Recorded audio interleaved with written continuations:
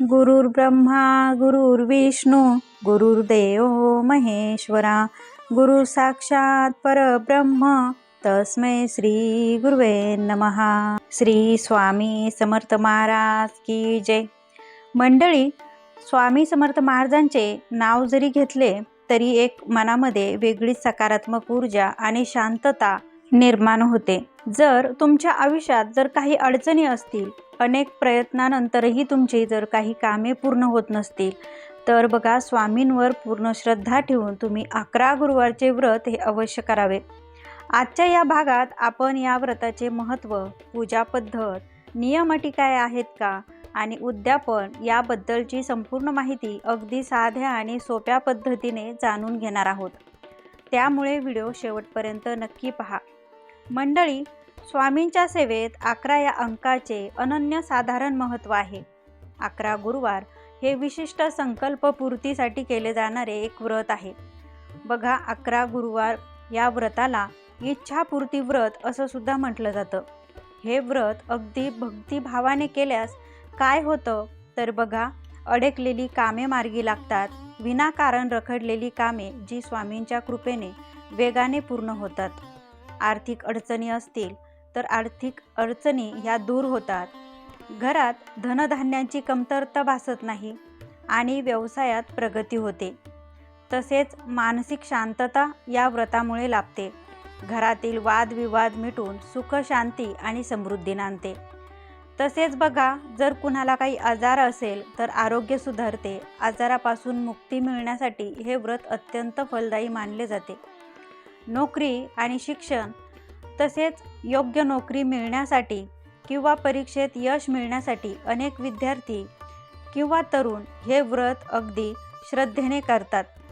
हे व्रत अत्यंत साधे आणि सोपे, सरळ आहे। त्यामुळे कोणतीही स्त्री, पुरुष किंवा तरुण, तरुणी हे व्रत करू शकतात। वयाची कोणतीही अट नाही, फक्त मनात स्वामीबद्दल अथांग श्रद्धा आणि विश्वास असणं अतिशय आवश्यक आहे। बघा, हे व्रत सुरू करण्यापूर्वी सर्वात महत्त्वाची गोष्ट म्हणजे पहिल्या गुरुवारी किंवा व्रताच्या आदल्या दिवशी सकाळी लवकर उठून स्नान करून स्वच्छ कपडे परिधान करावेत। त्यानंतर तुम्ही जवळच्या स्वामी समर्थ केंद्रामध्ये किंवा मठामध्ये जाऊन स्वामींना नारळ आणि खडीसाखर अर्पण करून या। त्यासाठी तिथे गेल्यावर स्वामींच्या मूर्तीसमोर किंवा त्यांच्या फोटोसमोर हात जोडून बसावं आणि स्वामींना नारळ आणि खडीसाखर अर्पण करावी। ते अर्पण करत असताना दोन्ही हात जोडून स्वामींना अत्यंत नम्रपणे आपल्याला विनंती करायची आहे की हे स्वामी समर्थ महाराज, मी आजपासून तुमची जी काही इच्छा आहे, नोकरी लागावी, प्रमोशन मिळावं, व्यवसाय चांगला चालावा, जी काही इच्छा असेल ती तुमची इच्छा बोलायची आहे आणि तुमचे हे 11 गुरुवारचे व्रत सुरू करत आहे आणि हे व्रत माझ्याकडून कोणत्याही अडचणीविना निर्विघ्नपणे पूर्ण करवून घ्या, हीच तुमच्या चरणी हात जोडून प्रार्थना आहे। बघा, आपण त्याला एक संकल्पित, आपण जे काही व्रत करतो तर त्यासाठी आपल्याला स्वामींना प्रार्थना करायसाठी केंद्रात किंवा मठात आपल्याला जायचं आहे। आता जर तुमच्या घराजवळ केंद्र, मठ जे काही जवळ नसेल किंवा तुमच्या गावात नसेल, तर अशा वेळेस बघा, तुम्ही घरच्या घरी स्वामींच्या फोटोसमोर अगदी देवघरासमोर बसून सुद्धा नारळ आणि खडीसाखर ही अर्पण करू शकता। किंवा बघा, तुमच्या घराशेजारी एखादं दत्त मंदिर असेल तर तिथे जाऊन सुद्धा तुम्ही नारळ, खडीसाखर हे अर्पण करू शकता। आणि हे व्रत पूर्ण होण्यासाठी आपण स्वामींना, आपल्या गुरूंना प्रार्थना करू शकता। आता घरी आल्यावर तुम्हाला, म्हणजे आता मी सपोज तुम्हाला असं सांगते की तुम्ही गुरुवारी सकाळी मठात, केंद्रात जाऊन आल्या, तर त्या दिवशी सकाळी बघा, आता आपल्याला पूजा मांडणी करायची असते। अगदी तुम्ही साध्या आणि सोप्या पद्धतीने पूजा मांडणी करू शकता, काही तामझाम करायचा नाही। त्यासाठी एक चौरंग किंवा तुम्ही पाट घ्या, जिथे तुम्ही तुमची जी काही पूजा मांडणी करणार असाल तर तिथली जागा ही स्वच्छ करून घ्या। त्यानंतर तिथे पाट किंवा चौरंग ठेवून त्यावर तुम्ही एकतर लाल रंगाचे किंवा पिवळ्या रंगाचे वस्त्र अंथरून त्यावर तुम्हाला स्वामींची ही मूर्तीची किंवा फोटोची तुम्ही तिथे स्थापन करायचं आहे। आता बघा, आपण कुठल्याही देवी देवतांची आपण ज्यावेळेस आपण आधी पूजा मांडणी करतो, तर सर्वात आधी आपल्याला एक दिवा प्रज्वलित करून घ्यायचा. त्यानंतर दिव्याची पूजा करून घ्यायची आहे. त्यानंतर बघा, आपल्याला गणपती बाप्पांना सुद्धा आपल्याला या व्रतासाठी गणपती बाप्पांना पूजायचं असतं. आता त्यासाठी तुम्ही अगदी तुमच्या देवघरातली गणपती बाप्पांची मूर्तीसुद्धा घ्या, त्याचासुद्धा तुम्ही अभिषेक करा. आता जर समजा तुमच्याकडं मूर्ती नसेल किंवा तुम्ही आता देवघरातून मूर्ती हलवू शकत नाही, एकदा तुम्ही पूजा करून मांडली, आता तुम्हाला जर गणपती बाप्पांची आपल्याला मूर्ती हलवायची नाही, तर काय करायचं, अशा वेळेस एक सुपारी घ्या, गणपती बाप्पांचं प्रतीक समजून, आणि त्याला तुम्हाला अभिषेक करायचा आहे. आता अभिषेक करताना आधी स्वच्छ पाण्याने ओम गण गणपते नमः या मंत्राचा मंत्र जप करत, त्यानंतर आपल्याला पंचामृताने आणि पुन्हा स्वच्छ पाण्याने आपल्याला अभिषेक करायचा. त्यानंतर बघा, जिथे आपल्याला गणपती बाप्पांना स्थापन करायचं आहे ती जागा आपण आधीच तिथे थोडेसे तांदूळ ठेवा. त्या तांदूळावरती आपल्याला हळद कुंकू वाहायचे आहेत आणि त्यावर आपल्याला गणपती बाप्पांची स्थापना करायची आहे. आता गणपती बाप्पांना सुद्धा तुम्ही चंदन अर्पण करू शकता, एखादं असेल तर लाल फूल तुम्ही अर्पण करा, किंवा तुमच्या पूजेच्या ताटामध्ये जे काही सुगंधी फूल आहे तर ते तुम्ही अर्पण करू शकता. गणपती बाप्पांना तुम्ही दुर्वा अर्पण करा. त्यानंतर वस्त्र अर्पण करा, जे काही आपण कापसाचं वस्त्र बनवतो ना, तर ते नसेल तर बघा, नाही ठेवलं तरी काही हरकत नाही. देव फक्त आपल्या भक्तीचा भुकेलेला असतो. अजिबात देवाला हे जे काही देवानेच निर्माण केलेलं आहे आणि ते जर आपल्याकडे एखादी वस्तू नसेल आपल्या पूजेमध्ये, तर अशाने देव काही रागवत नाही. फक्त आपला भाव हा पुरेसा असतो. आता बघा, हे सर्व झाल्यानंतर आपल्याला गणपती बाप्पांना तुम्ही साखरेचा नैवेद्य ठेवू शकता किंवा गूळ खोबऱ्याचा नैवेद्य अर्पण करू शकता.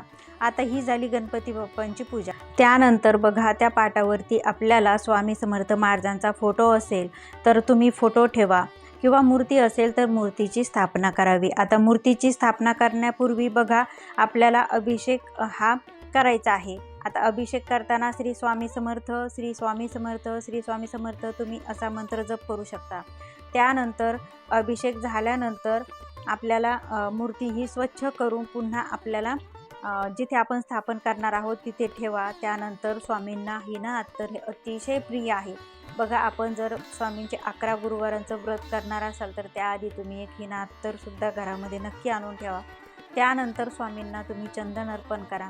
त्यानंतर तुम्ही सुगंधित अशी फुलं अर्पण करा. आणि बघा, जर तुमच्या या देवपूजेच्या ताटामध्ये जर पिवळ्या रंगाची फुलं ही अवश्य स्वामींना अर्पण करा, कारण बघा, पिवळ्या रंगाची फुलं स्वामींना अतिशय प्रिय आहेत. तर त्यामुळे आता जर नसतील तर तुम्ही जे काही सिजनेबल जे काही फुलं मिळतात आपल्याला, तर ती जरी तुम्ही अर्पण केली तरीसुद्धा चालेल. त्यानंतर बघा, आपण गाईच्या तुपाचा किंवा तेलाचा दिवा, समई हे तुम्ही लावावी. त्यानंतर अगरबत्ती किंवा धूप तुम्ही लावा. आता ही सर्व काही साधी पूजा मांडणी झाली. तर मी तुम्हाला आधीच सांगितलं की तुम्ही एक तर सेपरेट करू शकता, किंवा जिथे देवघरामध्ये स्वामींची मूर्ती आहे अगदी तिथे सुद्धा तुम्ही पूजा केली तरीसुद्धा चालेल. आता बघा, स्वामी महाराजांना तुम्हाला आता नैवेद्य ठेवायचा. बघा मंडळी, स्वामी कधीही 56 भोगाचे भुकेले नसतात. ते फक्त तुमच्या प्रेमाचे भुकेलेले असतात, तुमच्या श्रद्धेचे भुकेलेले असतात. शक्य असल्यास स्वामींना दूध, साखर, खडीसाखर, पेढे, शिरा किंवा पुरणपोळीचा नैवेद्य तुम्ही दाखवा. किंवा अगदी तुम्ही पूजेमध्ये फळं ठेवली, त्यामध्ये केळी, सफरचंद, जी काही सिजनेबल जी काही फळं मिळतात ज्या त्या सीझनला असतात, तर ती अर्पण केली तरीसुद्धा चालतं. जर काही कारणास्तव विशेष पदार्थ बनवणे शक्य नसेल तर अजिबात काळजी करू नका. आपल्या घरातील अगदी साधी पोळी भाजी किंवा वरण भाताचा नैवेद्य दाखवला तरीसुद्धा चालतो. स्वामी तोही मोठ्या प्रेमाने तो नैवेद्य स्वीकारतात. फक्त बघा, देवांना आपला हा भाव खूप महत्त्वाचा असतो की आपण कुठल्या भावाने देवाला काय अर्पण करत आहोत. आता नैवेद्याच्या आणि आपण स्वतःच्या जेवणाच्या पदार्थांमध्ये या दिवशी कांदा, लसूण पूर्णपणे वर्ज्य करायचा आहे. आता बघा, आपण आता ही पूजा मांडणी कशी करायची ते जाणून घेतलं. त्याचबरोबर अगदी साधी सोपी पूजा कशी करायची ते जाणून घेतलं. आता बघा, सगळ्यात महत्त्वाचं म्हणजे या दिवशी आपण सेवा काय करायची. तर बघा, या दिवशी सेवेला खूप जास्त महत्त्व आहे. दर गुरुवारी पूजेनंतर आता आपल्याला सांगते, आपण 11 गुरुवार करणार आहोत ना, प्रत्येक गुरुवारी आपल्याला ही सेवा करणं अत्यंत महत्त्वाचं आहे.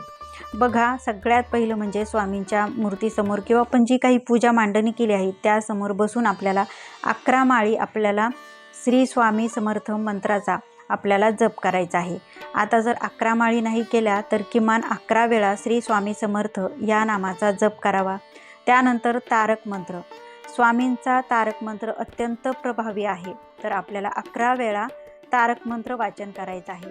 आणि त्यानंतर बघा, आपल्याला श्री स्वामी चरित्र सारामृताचं जे काही ग्रंथ आहे तर त्या संपूर्ण 21 जे काही पाठ आहेत तर अध्याय आहेत, तर आपल्याला ते संपूर्ण 21 अध्याय आपल्याला एकाच बैठकीमध्ये म्हणजे एकदा चालू केलं की आपल्याला ते संपूर्ण होईपर्यंत उठायचं नाही. अशा पद्धतीत आपल्याला एक पारायण आपल्याला हे दर गुरुवारी करायचं आहे. आता बघा, आता मी तुम्हाला सांगते की आपल्याला उठायचं नाही, पण जर काही तुमच्या तब्येतीच्या तक्रारी असतील, तुम्ही जास्त वेळ बसू शकणार नाही. आता बघा, संपूर्ण पारायण करायला एक तास सव्वा तास अशा दरम्यान लागतो.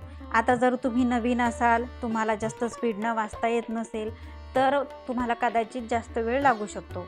पण जर समजा तुम्हाला आता काही कारणास्तव जास्त वेळ बसता येत नाही किंवा लहान लेकरू आहे, ते रडत आहे आणि तरी पण आपण समजा ते लेकराकडे लक्ष न देता, आपल्या तब्येतीची काळजी न करता आपण जर बसू तर देवाला ती सुद्धा पूजा अगदीच मान्य होणार नाही. तर अशा वेळेस तुम्ही उठलात तरीसुद्धा चालेल. अगदी मनामध्ये कसलीही खंत वाटू द्यायची नाही. आपल्या मुलांना सांभाळत आपण पूजा करू शकता किंवा मुलं झोपल्यावर तुम्ही पूजा करू शकता. आता तर एका बैठकीत केली तर अतिशय उत्तम, पण नाही जमलं काही कारणास्तव तर सर्व आपण शेवटी कसं आहे, सांसारिक माणसं आहोत, तर सर्व आपण कामं, आपली जी काही जबाबदाऱ्या आहेत ते पाहून आपण देवाची ही सेवा करावी.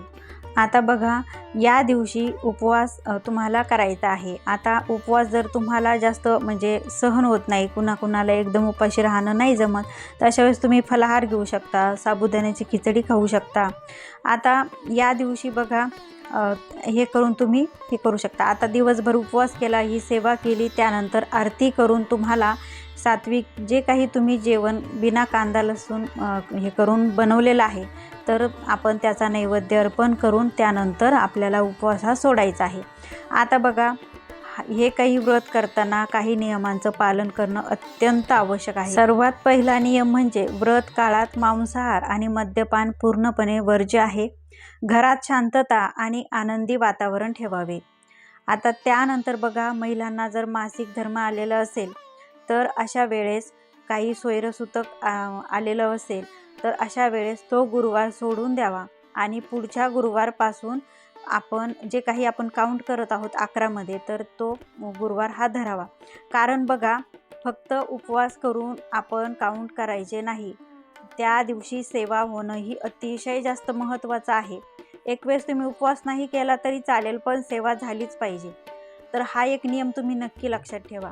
आता त्यानंतर 11व्या गुरुवारी या व्रताची सांगता करायची आहे. जे काही उद्यापन केलं जातं ते आपण करायचं आहे. तर नेहमीप्रमाणे आपल्याला 11वा गुरुवार या दिवशी उपवास करायचा आहे. शक्य असल्यास तुम्ही या दिवशी पुरणपोळीचा स्वयंपाक करून त्याचा नैवेद्य अर्पण करा.